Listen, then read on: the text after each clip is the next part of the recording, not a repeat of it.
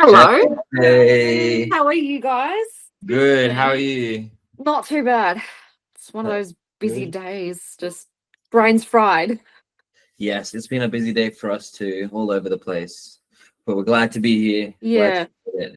So, if you could explain to us, I guess, your journey before content creation and kind of what brought you into this space and then being a part of, I guess, starting your content creation journey. So before I started my content creation journey, I've been stuck in my 9 to 5 for many years. I've had numerous career changes throughout this time, but it was just ready to change something. As you know, we've all done this before and we still do it sometimes, doom scrolling. So I was doom scrolling one day and I saw all these side hustles come up and I said, well, if these people are doing it, why can't I do it? This somehow has to give me some sort of benefit and purpose. So you never know unless you try. So that's when I stumbled across on my TikTok one day. I was just sitting down and I saw UGC creators come up. They were going on about all these brand deals that they starting to land, and how it's got them from like A to B, and it was just all these things. So I said, look, if I don't try, I don't know what's going to happen. So that's when it was about January 2024. I decided to take that leap of faith. I had my accounts up, but I just didn't do anything with it, only because one, I had no strategy. There was just too much in the way with life, and these things can happen. This is all part of the journey. And then it was about August, not until about August last year, I really just jumped and said, okay, I need to take action, because if I don't do something now, I'm not going to get anywhere or see results. So since August, that's where I've really started to see the results. It's been quite consistent and there's no going back. That's when we did the event was no. Yeah, that was November. Yeah. Yeah. So you kind of had, I guess, kind of like really started taking it seriously, kind of, I guess, like just as I guess that event was like a perfect opportunity for you to kind of, as you kind of were like, yeah, this is my time to lock in. The event was kind of like that next step. I guess it all kind of lined up in some way, we could almost say. Something that I find is really interesting that and I was saying that I wanted to say, actually, not that I find Mm. interesting, is that we 100% relate to what you're saying. We ourselves, even when we started it, we kind of like, it's funny, a lot of people are saying they found it on TikTok when we both don't have TikTok. So like we kind of like missed, I guess, that it must have hit UGC must have hit TikTok first, that like wave. And I guess because we didn't have it, we Mm. didn't see it through that. I think it was just a YouTube video actually. Mm-hmm. And Yeah. it's funny, like, same thing for us. We kind of made the account, did no research, no nothing. We kind of were like looking at, we didn't realize from the point of view of, I guess you should be like yourself and like represent like who you are. We tried to like go about it as like having like a brand name and then doing UGC as a brand name. And then we were just like, this doesn't make sense. And then because we did no research either, it was kind of like how you're saying, you kind of felt a bit confused or a bit lost. And then you just kind of, I guess, find that time to just go, okay, I got to not be afraid. And I just got to step all the way in Mm-hmm. and just give it a Yeah. go. 100%. Yeah. And look how far it's brought you guys as well. Yes. I think that's like being obviously the best thing about this journey really has been, because we're saying this to someone else as well. And it's just kind of like UGC is really funny. It seems to be that stepping stone that you kind of get introduced into it, and then you can like really take it far. Even if you don't go far in UGC, I feel like it's a great way to help you get into the social media space, because I think a lot of people are afraid to maybe be an influencer, or maybe they're not confident in that way, or maybe they don't have a business. But it feels like it's one of those side hustles or side ideas, even though it's really full on, that kind of helps people feel more confident and safe into the, like, I don't know, content creation space. And then they kind of find their passions within that. So that's something really cool too, actually, that you've reminded me, that kind of stems from UGC. And I think what makes actually UGC so special. Yeah, 100%. If there was a museum about you and there was a gift shop, so once they've gone through and at the end of the museum, the souvenir shop, what would be like 3 souvenirs that they could buy that would kind of Oh, represent you? represent me. It would be a customized coffee club, because I love coffee and it's something I can't live without, and I'm trying to stop it.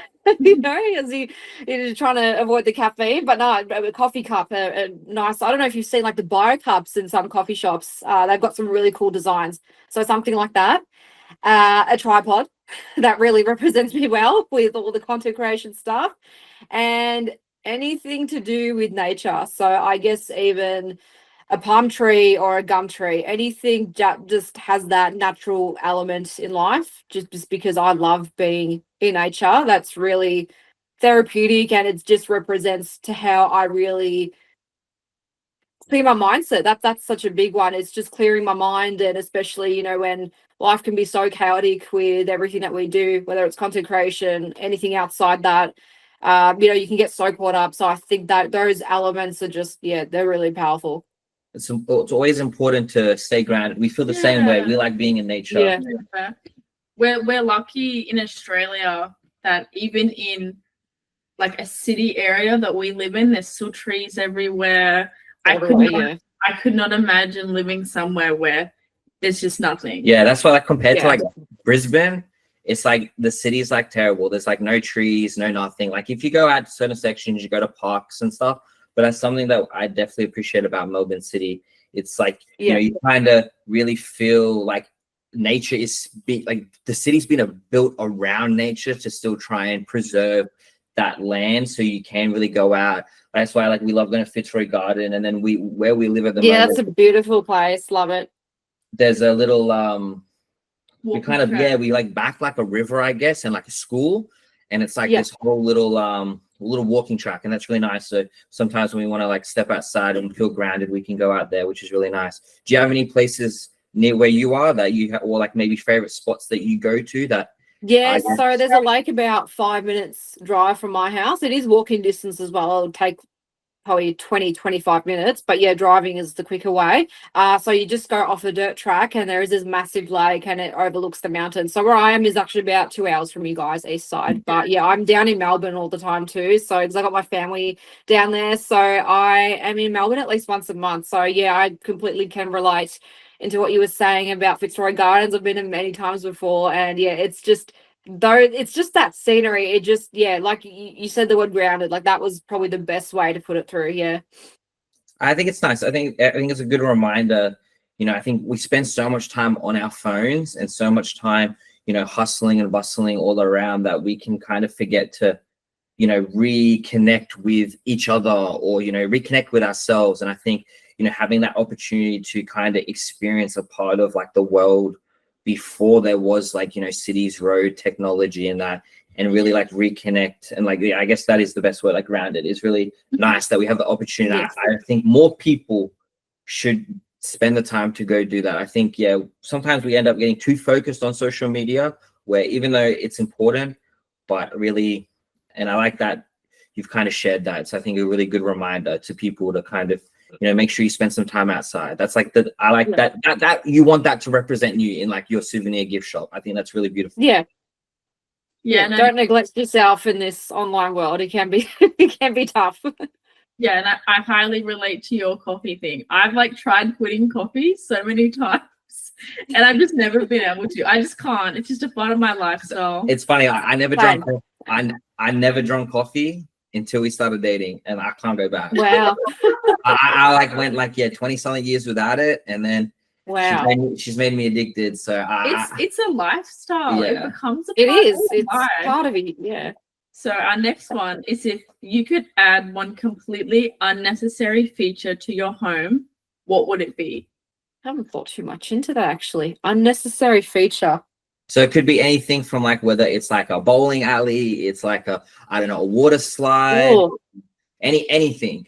I'd add a little go-kart track in the back. Yeah. That would be cool, because we're on 3 acres, and the back paddock it's essentially a dirt bike track, which our neighbour's son used, but we don't even use it. So yeah, if I could transform that into a go-kart track, no worries. Yeah, that'd be fun. I'd do that. I like that. Have you gone to we've been wanting to eventually get around to it. There's like a Mario Kart, like go-kart thing in the city. Have you seen that? In Melbourne City, no. Yeah, it's not the same as like the Japan one where you like dress Oh, up. I was gonna say, yeah. That would be pretty cool. But it's like an indoor thing, but it's like Mario Kart themed. So like you've got like I would go to that in a heartbeat. Yeah. yeah, they've got like LED lights on the ground and like have you played the game? Like and you shoot like the different I like have. Yeah, I have. super cells and stuff like that. I think it's really similar. Like you can get like little virtual things and it does little animations on the ground and that. I don't know if it was like a pop-up or if it's like been there, but I saw like some Oh my goodness, I have to check this out if it's still up. yeah, you have to go check it out. What do you think would be your most delusional 3 a.m. business idea? So you woken up, it's like 3 a.m. and you've gone, I've got the best idea. This is gonna make me millions. Well, what do you think it could be or would be? It's a bit of a tricky one to answer, but I think for me it's the fact that I can this is going to sound, it is delusional as we're speaking about it, but I, believe it or not, have woken up many times and come up with 2 days worth of content ideas.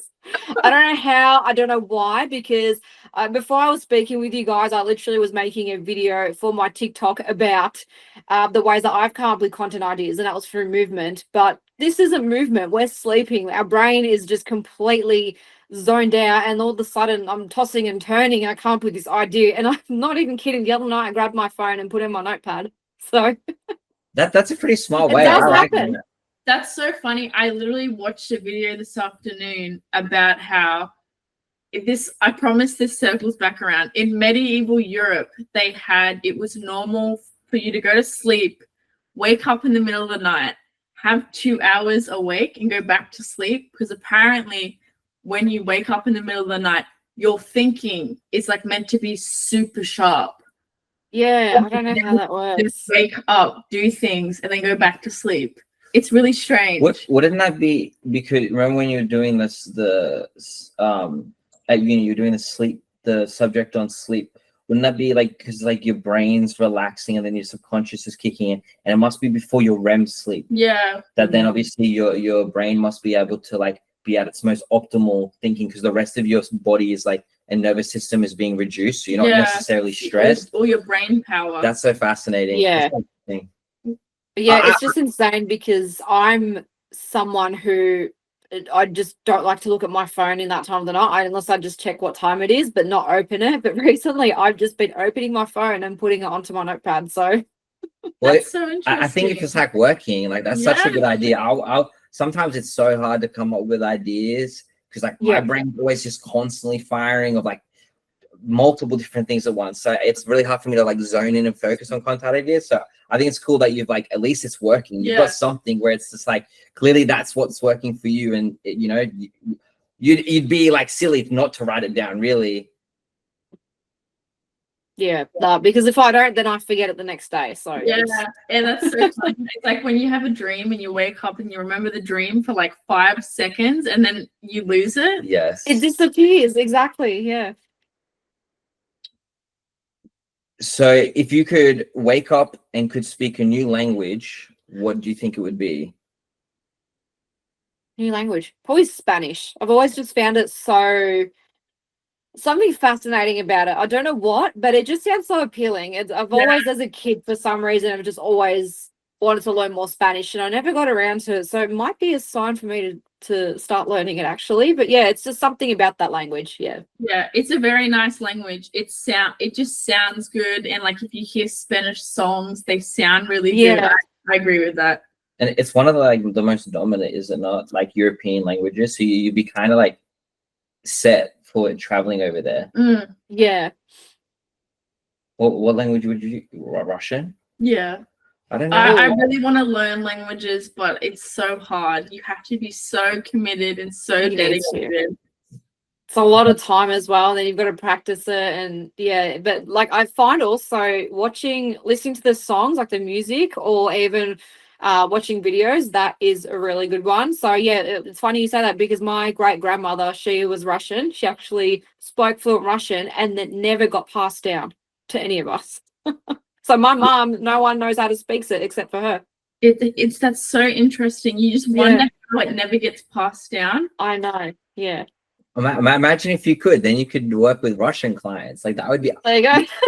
That'd be pretty cool. I think that's really fun and fascinating, especially like following some of the few UGC creators that I guess like bilingual or trilingual, like they're able to kind of tap into those different countries and like network that way with other brands, which I think is really Yeah. cool. So next question is, what is the worst trend you've ever participated in? So it doesn't have to, it can be anything, whether it's like a TikTok trend or, you know, it's a trend for content that you've made and you ended up not liking it. It was pretty sure it was 2012 and it was the Harlem Shake because I got forced into it. That's so good. I was forced into it. This was at a swimming carnival in high school, and I remember, I don't know, it was just, that day was just not my day. I was just not having it. And because it was towards our graduation, everyone was like, all right, everyone get in, we're doing the Harlem Shake. And I don't know what the hell. I was just dancing like one of those, you know, the inflatable things you see at the car dealerships. Yeah, it was just like that. That's so good. I love that. That's funny. Couldn't get out of it either. So yeah. You're just like always in like, it's always something like that. You're in like the wrong place at the wrong time. Someone has like a crazy idea and then you just like end up getting dragged into it. So if you had an autobiography filmed about you, what actress would you want to play you? Well, actress would probably Anne Hathaway. Oh yeah. Yes. Yeah. That's a good. She's That's a good quirky, choice. she's fun. She has her moments like me, so I think it's really relatable. That's a good choice. We like, love Anne Hathaway. it's a very, very good choice. All right, so we kind of want to go on to some more, I guess, wisdom type of questions that you could kind of help the audience kind of, I guess, understand, or advice. So what would you think has been the best life advice you've been given so far? And what would that have been?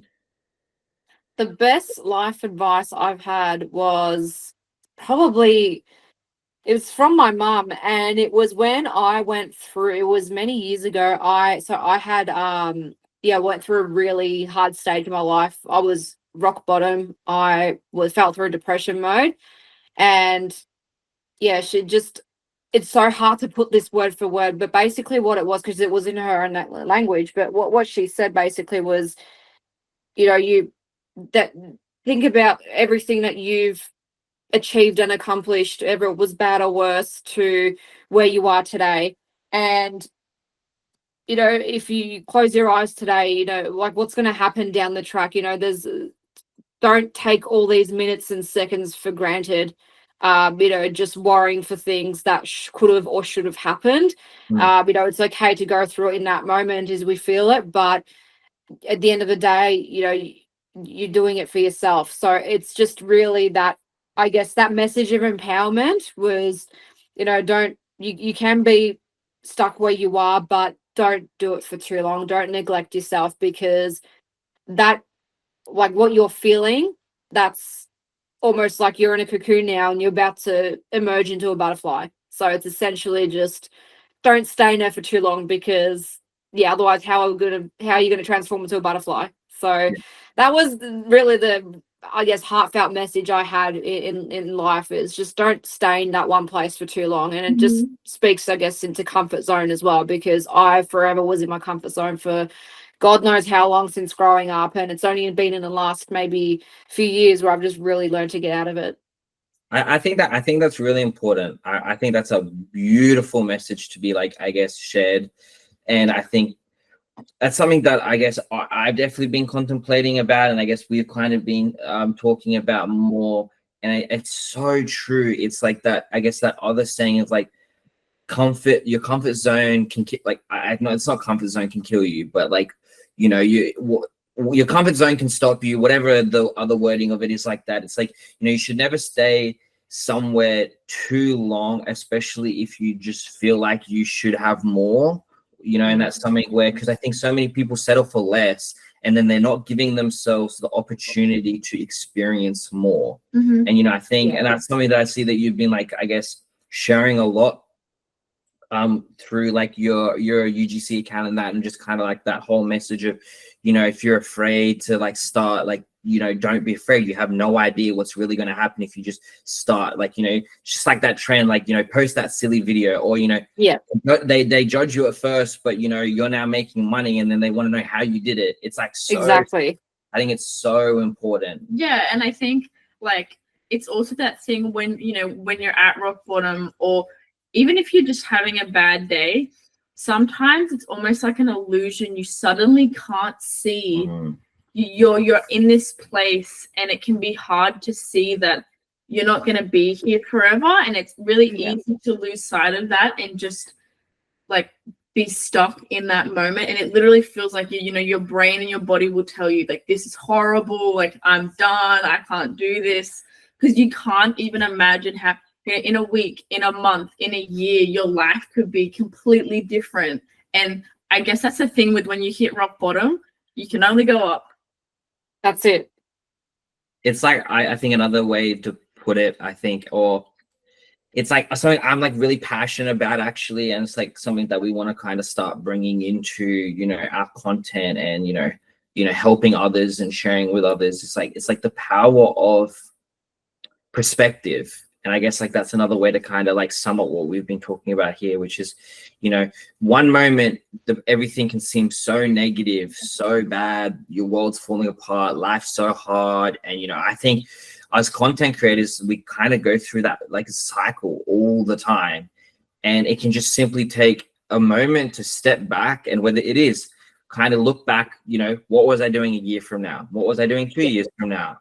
You know, or even just kind of, you know, walking outside and then like, wow, I'm on like this planet, and there's nature, there's animals, there's like, this is so much more real than the fact that I'm having a mental breakdown because I can't film a video, or, you know, I can't say my lines or whatever. And it's just like that power of just shifting your perspective. And like, you know, we all end up shaping it's like, I guess, I'm not trying to get too deep, but it's like, you know, we I think sometimes we all end up too focused on the wrong things, and then it helps us shape a false reality of what is important, or that we're not moving when we actually are moving. And it's kind of helping, you know, realizing, hey, if we just kind of, you know, you have control to kind of shape that perspective, which then really does just shape the way you view life. I think that's really important. Yeah, no, couldn't agree more.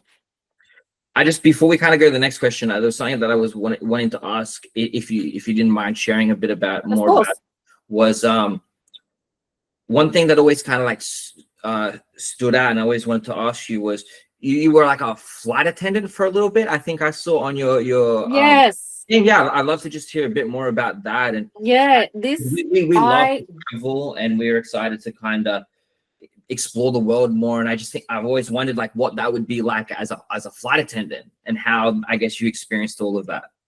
Yeah, so gosh, it was 10 years ago when I started. So I only did it for 2 years. So I was there from the end of 2015 till 2017. I was with Emirates. So yeah, if you're cabin crew with Emirates, you're based in Dubai. So I lived in Dubai for 2 years, which was incredible lifestyle. You know, everything was tax-free. So that means, you know, with our salaries, everything was tax-free. And they gave us free transport and accommodation too as well in Dubai, which was really good. Seeing the world obviously is the main perk of that job. You are waking up, imagine this, you get a monthly roster, and you look at your roster on the 16th of every month, and it's like London, Madrid, New York, where else, like there's so many different countries. And you could also bid as well, so you had an option of 5 destinations you could choose from, and every month your priority ranking was different, so it wasn't guaranteed, but you'd still had a chance of getting it. So but it was just, I guess, seeing the world for free was the best part. But in saying that, yeah, it was almost the uncertainty too, because there were times when you were on standby. So we had a standby roster, and you had to pack winter and summer clothing because that you didn't know where they were going to send you. So that was almost an interesting adrenaline there. Like I got pulled out for a flight once. I ended up going to Madrid, and then I got pulled out for another flight. It was to Birmingham, and then another one was to San Francisco. So it was just it's all of a sudden going, oh, okay, I'm no worries, but you get used to it. But it was just really fun. Yeah, really, really good. Because do you get to how long do you get us? Is it just for like so just I just want to kind of understand it a bit more, because I just think it's a really fascinating job, and I've always like wanted to actually speak to someone who's like done it. So let's say like what you're saying, so you go to one country, then do you get to stay there, or is it just you wait for the next plane, you come back? Like, so how were you able to kind of, I guess, sightsee? Like how did that kind of work? So most of the Emirates layovers were 24 hours only. So it was only because of how big the network is, the turnaround time's quick. So you had to be on the next flight. So how it worked was, let's say if we arrived at one destination, if we left early in the morning, we would arrive, obviously due to the time difference, we'd get there. And then depending on how tired you are, because there is such limited time, I would usually take a nap for about 1 or 2 hours, depending on how tired I was, or I would just head out immediately. So you had that option to definitely head out as well, but it was just such a quick turnaround time. Whereas some other airlines, you have the benefit of staying at least 2 to 3 nights.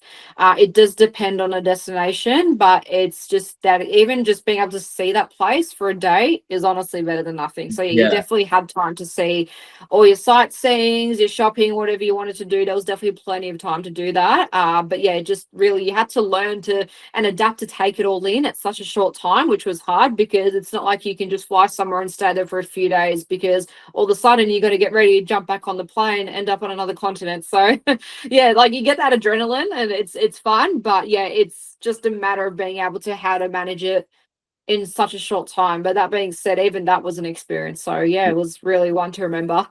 That definitely does sound stressful at times. Yes. Yeah.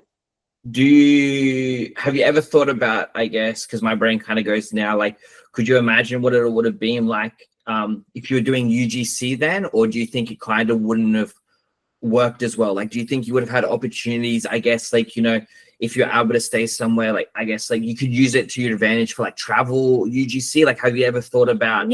So I definitely would be leaning more towards the travel UGC side. But in saying that, you could still definitely be able to work on it, but you would have to imagine, if we're batching our content now, you would have to do it so well in advance. And also because if you're on the flight as well, we're not allowed to use, we're not allowed to use our phones while working. So imagine you're not on your phone for 14 hours straight. You're going to get back, and as soon as that, you've got to have some sort of consistency, like a strategy there, because if you don't have that, then so you would have to, I guess, find a balance in that. You can always work around it. It would be challenging for sure, as opposed to how we have it, but yeah, if you're up in the air, could be challenging, but you could always find a way to make it work. That's really fascinating. Just would be interesting, I guess. Yeah, I think it sounds like it sounds like such a, like, in a way, not in a bad way, but such a demanding job. So like if you're on a super long flight, that's your whole shift. Is that right? Correct. Yep, that's the whole shift. So the minute you check in for your flight, that's when your shift commences. Yeah. Wow. So they're like incredibly long shifts. Yeah. Oh yeah, because the shift would count you going there, doing the 24 hours or whatever, and then the next flight back, and that would be considered like one full shift. Correct. Yeah. That's crazy. Yeah. So in the way to put it, so for example, your roster, if you, let's just say it was Dubai to Melbourne, so you were rostered 2 days off. So because it's a long haul flight, you need to have the 2 days off in order for your body to prepare itself. So because you're not allowed to, I think it's per the aviation regulation, is that you cannot be rostered on to a flight X amount of hours prior to your long haul flight. So you need to have that legal rest. And so when you're flying from Melbourne to Dubai, which is about 12 to 14 hours, depending on the speed in the air. So yeah, when you get there and you come back, that is still part of your shift. So then when you get back, like your roster is, because you're 24 hours in Melbourne, then you fly back, that's another day. So, and then on top of that, like your shift is like Dubai, Melbourne, Melbourne, Dubai, and then you've got 2 days off after that. So yeah, that's how it works with long haul flights. Yeah.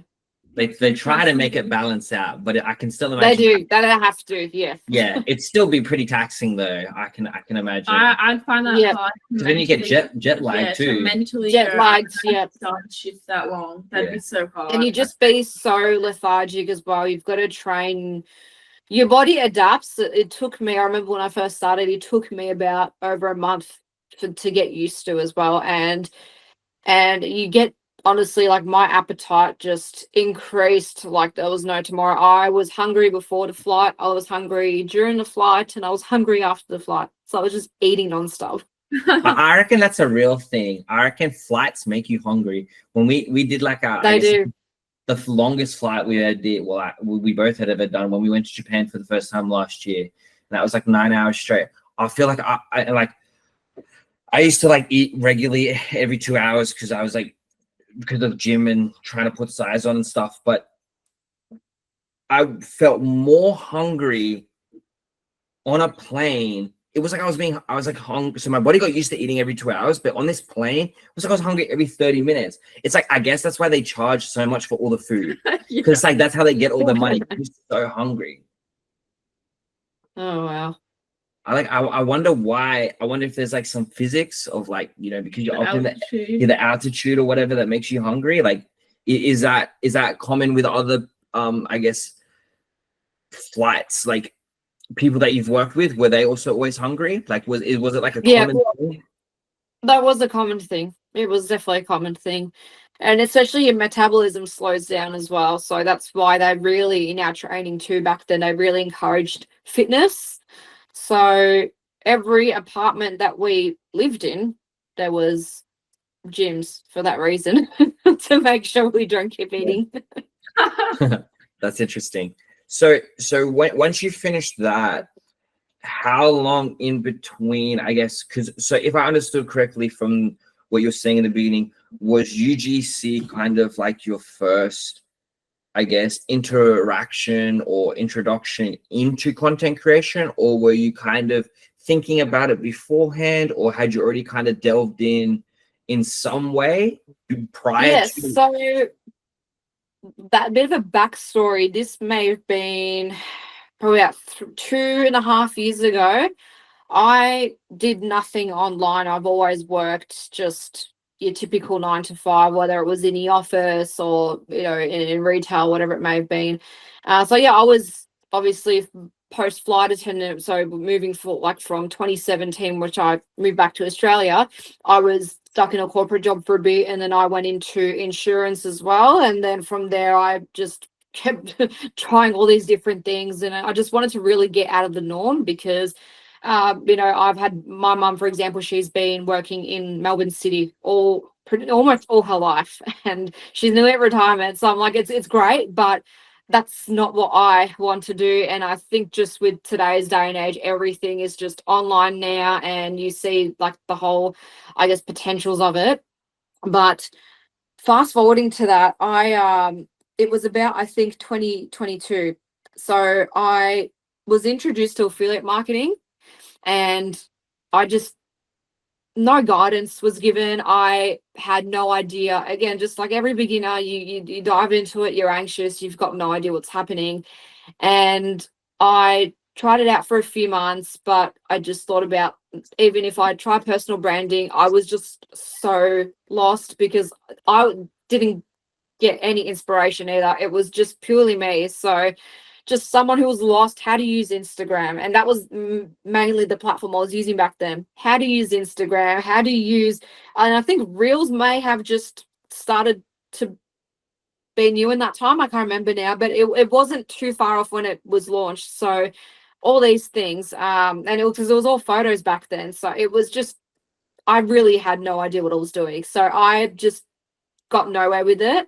And then after that, I saw digital marketing. So that was like doing those resale rights course. And it was good in a way because I learned how to make a digital product. So if I was to make one tomorrow, I absolutely can. Like, that's no problem. But there was I guess it's still there till this day. You know, there was all these things about resale rights and how you can make money off it and things like that. So I was just in the point where I wanted to do something with that. But again, I had no guidance. I had no one to go to because the person, like, I bought it off, they weren't coaching or anything. They were just like, oh, here you go. It's all yours. And then all of a sudden it's like, okay. And in saying that as well, the community, there was no one knew what they were doing. So I'm like, all right, if I don't know what I'm doing, how am I meant to move forward with it? So there was just nothing there for me. So I really gave up on that. And then, yeah, from there, about, I don't know if it was about 7 months later, that's when I discovered UGC, and here we are today. I guess so you got to try a few things until you kind of like find what like fits right. And I think that's funny. Like, I didn't even think of that. Like, that's so true, that it's crazy like how people would have been doing, like, I don't even know how they would have done affiliate marketing when Reels was not a thing. Like, that's right. When you said that, it reminded me of when, like, so when I first got Instagram, Reels was not a thing, and it was just photos. Yeah. And it was like you had to try, and I feel like it was almost even harder back then to kind of build anything. And then you'd have to try, and I guess that's where a lot of the stuff people were making YouTube, and I guess that's kind of how TikTok came along. And then I guess it could have been a bit easier through, I think, building a lot of affiliate marketing through TikTok probably. But it's even funny with the digital marketing too. Like, I feel like everyone tries to get into digital marketing. I tried. I think, like, I first heard about it, like, I don't know, maybe like 2 years ago. And at first I was like, at first it didn't make any sense to me. And then I did a bit of reading and I watched some YouTube videos. But then I just remember I couldn't go any further because I wasn't like connecting enough dots together, and it wasn't like I didn't go any further with it. It's for I like watched a video yesterday or the other day, and I think it's like what you were just saying. I didn't even know that was a thing with digital products. I didn't realize you could, I think it's LLC or something, like you can buy someone's digital product and then that allows you to sell it. And correct. I didn't even know that existed. And like the video that I was watching, he was like explaining how he did that, but then he didn't understand you're meant to change it. So then he brought that, and then like instead of making his branded stuff, he was trying to sell it as the brand that he brought it from. And then like he ended up like getting told to take it down. Like, why are you selling this? You're meant to change it. And it's just funny. It's like there's all these I guess like side hobbies or side things that we kind of get introduced to, but there's like never like proper enough like education, I guess. And I think I would say that it's the same. I think maybe UGC is getting a bit better. I think there's a bit more information structure for beginners, but I think just as a whole, I think it's a lot easier just to kind of take a video for a brand compared to like, oh, let me try and work, especially if you have because we have no marketing background. So like, neither do I. Yeah, trying to get straight into affiliate marketing and digital products without that, it makes it so much more difficult. But trying to like grab a product and like film yourself or film the product is a lot more simple. And I think it's really cool. Like I was saying, I guess earlier on, it's a great like gateway into social media. Yeah, and I think this was, again, going back to my first days of when I just had my account up and barely did anything with it. Because at the time, and this is all accountability, and this is what you learn along the way. You learn from all the things, you go through. But one thing I find hilarious about is I actually, because all the ones that I saw back then, like in my, I don't know if it was the algorithm, what it was, but it was just in my feed, and it was all just those aesthetic videos. So it was just like picking up the product and like demonstrating it on your orders, just a really fine shots, and there was no talking to the camera one. So I looked at that and I thought, okay, like that's what it is. Again, because I that was only what came up. And when I searched for it, that was only what had come up at the time. So then I'm like, okay, I'll start creating with this, no worries. And I had a few products around my house, and then that turned into gifted collaboration, which was awesome. But that's how it all started there. But then I went through my videos and I'm like, that's not it. There's going to be more than that. But yeah, there were times where I didn't even show my face. I showed like side of my face or just my hands, and I'm like, what was I doing? So again, this is how you learn. You grow from it. Yes, I think that's part of the journey, and I think that's what makes it fun. I think it's always nice to reflect and look back, kind of like how you first started off. That's funny. Like we were going through our account and like seeing like I think it's the most funniest thing to watch your first like 5 ever videos. Yes. And then like looking at your videos now, like I think one of our first videos, and it was like at this point, I think we were like about to start making UGC videos, but it was just like a video, went to like a restaurant, and it was just like us, we're like wearing matching like clothes, and then we're drinking like drinks that were like matching colors. Oh, yeah. And it was just like it was like we just wrote like some like cheesy quote on like the top, and it was just like I guess like a B-roll, and it was just like it's just so funny. It's like a really nice giggle, and it's just kind of like that way to kind of go, what were we doing? But I guess at the time we didn't know any better, and it's nice to kind of then realize, wow, we've done so much. Yeah, it's like how at each like point in time you were doing your best, but even if you didn't know, like you were still doing your best. So it's still doing your best. I remember my very first paid collaboration was for pet. So for the dog, it was a harness, and it was one of those ones where it lights up at night. And they sent me no script. They're like, can you come up with your own script and like we'll approve it before you can record? I said, sure thing. So I did that. And then it was all good to go. So then I recorded it, and the footage was fine. You know, you obviously, as you review your work now, there's definitely a lot of things that you pick up on and can improve. But my voice, it was meant to be something so captivating and exciting for every dog parent to go, oh my god, now I can find my dog in the dark because this harness is like lighting up. It's like flashing alley. It's like disco lights almost is running around the yard. So imagine like you see that and you're like, I need to be excited. But the way that I had explained it was, I'm not kidding, it's as if I just got out of bed. I heard that and I went, how did the brand even approve of this? I don't even know how they did it.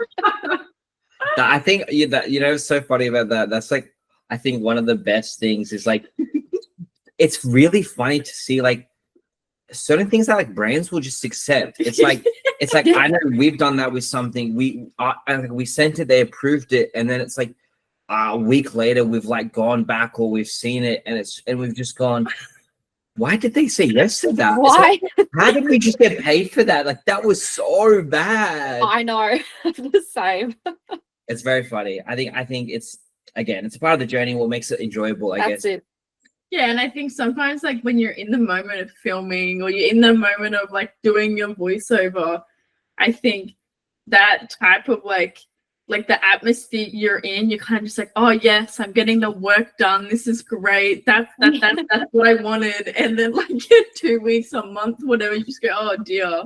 But I will say too, what's funny is, I guess, like, it's one of those situations, like, I guess to make it deep again, that maybe we're being too like hard on ourselves. And even though we're just kind of like, oh, it could be better in this way, because we're always constantly improving. It's like maybe the brand actually thought it was really good. Maybe the brand didn't even realize that's what you were actually sounding like, but it's because we know that that's what we were sounding like. And it's, I guess it's interesting, and it's that reminder, I guess, that sometimes we can end up being our biggest critic. Yeah. And that's when we don't overthink it, because when you do, it just leads to all these unnecessary thoughts in your head. And I've had that hurdle so many times. Even like recently, like I was creating a video and it ended up like getting approved. I got paid for it. It was obviously great, but then I looked back on it a week later and I'm like, I could have done this, but I said no, your project's done. They were happy with it. It's always going to happen. I guess it's natural. It's all part of the journey and process, but you've got to just be probably be a bit kinder to ourselves and give ourselves some credit, because it's not easy. Not everyone can have the guts to get in front of the camera like that. And yeah, it's definitely just something we've got to really be proud of ourselves for. I think like one more note on that is something that I think we've also, again, we talk a lot. We talk way too much. We talk way too much. Is that, oh no, I'm having a mind blank. What did you? What Now did you you're say? experiencing what I had at the beginning. Yeah. Oh, you were saying, oh, that's it. It's like, I think something that's really important is like learning to like separate yourself from like social media. I think like what you were, yeah, like what you were saying is like we post the brand, they've obviously loved it, they've approved it, and then a week goes by. But in that week, we're then watching like other people that maybe worked with the brand, and then they've done something different to us, or then we're seeing other videos, and then whether we're getting inspired or we then end up accidentally, like, I guess, comparing ourselves, and then we question how good of a job we did. And I guess it's that thing of kind of what we've been trying to focus on is really how'd you word it, like being active, like purposefully active on yeah, like using the time that you spend on social media wisely and beneficially, as opposed to going on social media and like comparing yourself, or degrading your own work and your own content, but like use it to inspire you and get motivation and get inspiration. Yeah. So instead of like, I guess, post, then questioning, oh, maybe I didn't do a good enough job for the brand. But it's like, no, I don't need to like now compare myself to all these other videos that I'm seeing. I'm just going to focus on that the brand was happy, I got paid, and now I'm going to move on to the next project. I think that's really important. Yeah, because I think that's how you grow as well. Even if you go that maybe I could have done better, you go that there's always next time, and you just kind of are comparing you to yourself rather than to other people. Yes. Yeah. So like the flip question is, what is some of like the worst advice you've been given, or what's maybe like something that you've been told that's stereotypically meant to be helpful but it didn't work for you? Is this UGC, or we're talking outside as well?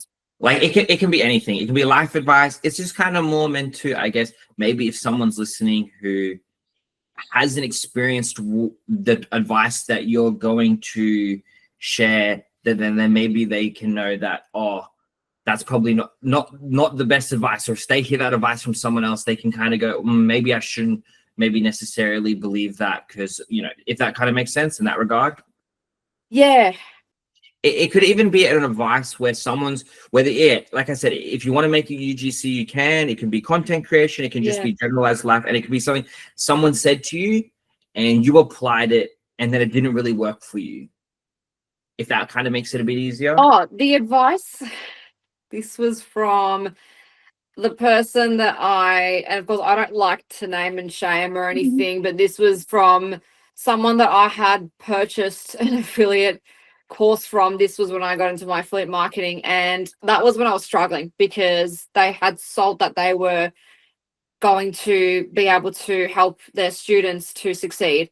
And unfortunately, the advice that I got given was, you have to learn to be annoying, and if you don't show up, nothing's going to happen. So I do agree with the showing up part, but the being annoying part is okay. You know what I mean? Yeah. I think that is definitely terrible advice. I think they like had the idea, but then they like made a mistake by then. There's no concept. There was no concept. Yeah, there was just absolutely zero, like nothing around it. So it wasn't just me, it was just a few others in the group as well. We just, all of us had no idea what was going on. So there's nothing worse than, I guess, like, it's like, are they trying to say like what's like the saying where it's like the squeaky wheel gets the oil? Like, what are they trying to say? Well, I'm assuming they're saying like, you gotta, because obviously affiliate link is someone buying something from you. So it's the whole thing of you gotta constantly pound people. That's terrible. Which actually, there was just no, but like that's the other thing. But this was in relation to social media. So one thing we struggled with was, how do we grow our, obviously I don't have this account anymore, but like back then when I did, it was, how do we grow our accounts? What do we have to do? Imagine this book here, right? And I'm just passing it to you, go, here you go. There's no step-by-step instruction. It's just titles after titles, and you've got to now put all the pieces together to build this puzzle. And that was something we couldn't solve. Yeah.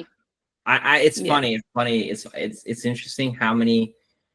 It's not until you get in a situation like that then that you kind of realize so many people actually are just trying to like take your money, are scamming you in some way, and it's so hard because they're so good at like selling you the idea of something that then you go, oh, okay, cool. They really care. They're going to help. And then you give them the money, and then they give you this book, and they go for it, and it's like the book doesn't make sense. Yeah, and I think it's sad because it's like they're targeting people who are vulnerable, and you know they don't know what to do, and they're like waiting. They want guidance or they want help, and they go, "I'll guide you, I'll help you." Whereas you now, with the experience you've had, would go, "No." Yeah. And that's what's so funny. It's like that literally reminds me of, oh my gosh, we've been trying to work out how we found UGC for like a good 6 months. We've had like we couldn't remember. We started doing UGC, and then one day one of us went, "How did we even find UGC?" And we couldn't remember. But I think I just worked it out, which coincides to like. Well, there we go. Yeah. What we're talking about is. So we were like looking for like the same thing. We're like, okay, we don't want to work where we're working. This is like not good. We want to travel the world. How can we make some income and like travel the world? And then we found like that, like an Instagram ad, and it was like it was drop shipping. Yeah, it was drop shipping. So their whole business. So but what was funny was they are the most like intense drop shipping people I've like ever seen. They have like a full proper, in my opinion, pyramid scheme marketing that normally people, when I see the dropshipping thing, it's like, oh, you know, you just find a product, it's simple, you sell it. But they had this whole thing, you go through like a 15-minute consultation call, and then you'd have to pay this like sum that would then get you into unknown sum. Unknown. To the unknown sum. Gosh. Into the day of the session, which is a massive red flag. But that is yeah. And then they would apparently, instead of you having to find a product and find a website, they had the website ready for you. You just had to choose out of 6 different products, and they had all the warehouse. So it sounded fake, but at the same time, they had all these backing to make it sound legit. Oh no. And they had heaps of followers. Yeah. And it was just one of those things. It's like kind of what you're saying. We ended up not going through with it because we went to the point of we like contacted them, and we were meant to have the meeting. The call was like, and I was just like, no, this is not right. I'm not doing this. Yeah. And I think it was just like, it was funny because I think literally after we said no, we then watched a YouTube video, and then that's how we found UGC. Yeah. Because it was like, here's like 6 different types of side hustles that if you haven't heard of, or you may have heard of, but these are like the new booming, like one of those like standard YouTube people that make Yeah. And that's how we found it. But it was just really funny. It's like what we're just kind of talking about, how people, it sucks. It's hard. And I think it creates a lot of like distrust within the community. I think it makes people makes people question people that are trying to actually genuinely help, because there's just so many people out there that want to like share like a false idea, and then you give them the money, and then they give you nothing, and they give you something like be annoying, and you know, make sure you just what they say, be annoying, and what, like keep it was be annoying, as in like you've got to just what they meant was consistency. And I understand, and I think that maybe the term of phrase at the point wasn't right, because so many of us we had no idea what that was leading to, but it was just post like there's no one's watching. It's not it's not a bad advice. I think it's a great advice, because yeah, if you keep posting, then we get more visibility, we get more traction. But it was at the time, yeah, it was almost just like, yeah, it was almost making us feel not good about ourselves if we weren't posting. And sometimes you need that hard lesson too, though. You definitely do need it, because there've been many times in my journey where I have certainly held myself accountable. Even sometimes I'm just like, okay, there's no excuses. Sorry, you've got to be able to do this. If you don't do this, it's not going to get you anywhere. But think it was just a term of phrase used. It put off a lot of people as well. And then at the same time, yeah, it was just, yeah, nothing. There's no improvement at the time. So unfortunately, yeah, all of us had to step back from it and learn from it. But yeah, it was just, like I said, it's almost someone just holding that and go, here you go. Mm-hmm. And imagine getting ghosted as well. So that's what happened. That's terrible. Yeah, it wasn't just me. It was yeah, a few others. So But- we're still actually, yeah, where everyone's doing their own thing now. But yeah, it was at the time when we wanted, because like you said, Evie, they target vulnerable people, and I was definitely not in a great headspace. A lot of people who signed up to this were not in a great headspace either. Someone had, we all went through our own thing, and we ended up becoming really well, I guess, connected in the community. But yeah, it was just a person that you look up to for inspiration and who's essentially supposed to support. Yeah, didn't get any of that. Well, I guess like one positive is all it did was lead you one step closer to like what you're doing now. And that's like, I guess at the end of the day, the main thing is like, it's like at the end of the day, every little step that you take, even if like you get some failures along the way, at least it's like got you to where it's like that overlaying message of, if you stay consistent in some way, shape or form, you will succeed. It's the people who give up that end up not succeeding. Mm-hmm. That's it. Well, our last question, to kind of wrap things on a more positive note, and just to kind of really help the audience get to know you really well, is what's something that no matter what brings you joy? Something that brings me joy no matter what? Yeah, it can be anything, whether it's like your cup of coffee in the morning, whether it's patting your you just said it, coffee. I don't know what it is. It just, yeah, like it's just getting up and watching the sunrise with the coffee in my hand. And the other thing I've learned to do as well as a morning ritual is don't like to look at my phone about half an hour after I've fully waken up, just because I feel like, when you open something and if I'm not even, some like news article come up or something's happened, I've just got to really go into that ease, like that slow pace. And I just feel like that mood that you're in and that environment you're in just makes a whole difference for your morning, and it just shapes the rest of your day. Mm-hmm. I resonate with that so much. I'm hearing this on the daily. Don't go on your phone. Don't go on your phone. I'm trying to tell just him. Half an hour makes a difference. And of course, there are times where like I'm so tempted to, but I'm like, just half an hour. Like that's why I get up so early now. Yeah. Especially juggling with everything at the moment. But I've been getting up at 5:30, and obviously now the sunrise isn't coming to about later now because of daylight savings, but just getting up, just sitting there, just being with yourself. And I even journal sometimes as well. I used to be in a really more of a consistent habit, which I'll probably get back into doing, but just gratitude, learning, just, a few things that you're thankful for. Just that's one of the best ways to get a head start in your day. And I think, that with your cup of coffee. Yes. No questions asked. It helps. Like it really does like set your day. Cause like that's something why she's been telling me to do that. Cause like I'll get up and like, especially if like, it's like 3 a.m. in the morning or 4 a.m. in the morning, like, cause we're heading to work. And like, if I like open up Instagram, like it immediately, like, even if nothing, like obviously nothing bad's ever happening, but like if something maybe didn't go the way that I wanted to go or whatever it may be, it immediately like sets my day backwards so badly because then I'm tired and from like getting not enough sleep, or then I have to go into work and it's like, no, I just want to work on like, you know, UGC or, you know, whatever projects that we're trying to do.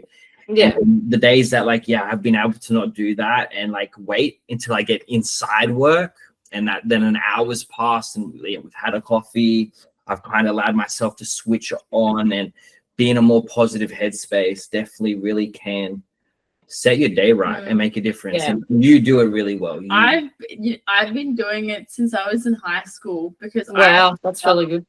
I literally worked out that social media and like going on my phone, it was not good for my mental health. And I saw it somewhere, I heard it somewhere that, you know, you shouldn't go on your phone between like the first half an hour in the morning, because your brain's not awake and your brain's way more susceptible to like emotionally absorbing what you're seeing. And I like read that, so I started trying not to go on my phone. And once you build a habit, and obviously I've been doing it for years, I don't even want to touch my phone. I'll go as long as I possibly can because it just instantly makes me feel bad. Because I think it's like your morning, and it's the same with like nighttime. It's like your time where you can just go, nothing else exists yet until, you know, I want to pick up my phone or I want to go to work. And you just get this nice like little bubble of time where you can be really relaxed, and yet gratitude is obviously also like amazing. So it's, you'll get there slowly. Just because I realized we kind of got a bit sidetracked focusing on the phone thing, but like what you said, what actually really brings you joy is your coffee. What's your go-to coffee? We're intrigued. I'm like a massive iced mocha fan. I'm like really sold on that. I barely drink any other coffee. So because he doesn't like warm coffee. Yeah, which interesting. How strange. Yes, so I've worked this out since dating her, which is like I hate, because she's like the opposite. So I hate warm. No, I love warm food. But not warm drinks. So if it's a drink, I like it cold. I hate warm drinks, and then I like warm savories, but I hate cold. Yeah, it's like the opposite. You don't like cold savory food or warm sweet food. You like cold sweet food and warm savory food. Yeah. Interesting. Yeah. So like I think I've had a warm coffee like once, and I could not do it. I was like, nah, this is the one time. I used to drink iced drinks when I first started drinking coffee, but now I can't have lactose. So I find it much more enjoyable to have a warm coffee on like soy milk rather than a massive big cup of soy milk. Yeah. But yeah, what's your coffee choice? My go-to is a latte, but I need more matcha in my life. Maybe I keep seeing you with the matcha, and I'm like, I need more of it. It's actually really, I don't know what it is about it, but I love the flavor. Sometimes I do like the bitterness, sometimes I don't, but I've never been so much of the sweetness on the sweetness side of things when it comes to coffee. It's just been pure. So have you tried any of like the flavored matcha, or do you just like matcha like No, just by itself. I've never tried any other matcha flavors. No. That's fascinating. I have to have it sweet. Yeah. I've been like trying to choose having matcha more now than coffee, because sometimes like, especially if it's not first thing in the morning, it will just make me stress. It will just spike my stress in the middle of the day, whereas a matcha doesn't do that. But you still get that caffeine. Yeah. Yet the flavor of matcha goes really well with something sweet. Yeah, because they do like the mango, the raspberry. I'm surprised. I was like thinking about the other day. There's no blueberry matcha, I don't think. That would be nice. I saw that today. The cafe that we went to today literally had it on the menu. Really? Oh, okay. You have to give that a go. Yeah, you're gonna have to give that a try, because you literally tried every other flavor: strawberry, raspberry, mango. So I ordered my coffee, and then I looked down, and it was on the specials menu, and I went, oh, we'll have to go tomorrow then. But yeah, you'll have to try some of the other matcha flavors. and see if you can be converted, or if you'll I stay. keep seeing it in his stories, so I can't wait to see more. Well, It's hard. It's really hard to. It's hard to beat coffee. There's just something about it. It's more than a drink. It's like it's an It experience. is. yeah, I had the best coffee, and Airport West Bowler Bake. They did a Okay. no, Creme brulee. yeah, creme brulee coffee. It was incredible, so It had good. like you had to crack the top. It was Oh, like no way. Yeah, and then it would fall in and then melt, and I can't believe it. It's been like 2 months, and we went, okay, we'll go back there.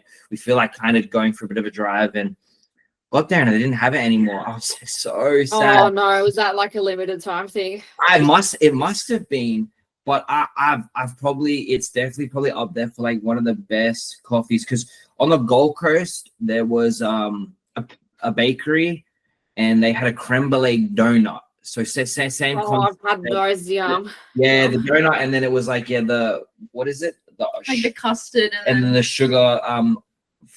Is it frozen? Yeah, that would have like Torch. Yeah, like best. So it was like really, if it kind of reminded us of that, the coffee, and we haven't just been able to find anything. It's funny. We've had a creme. Same thing happened to me. Ice cream shop around the corner from us, creme brulee flavor.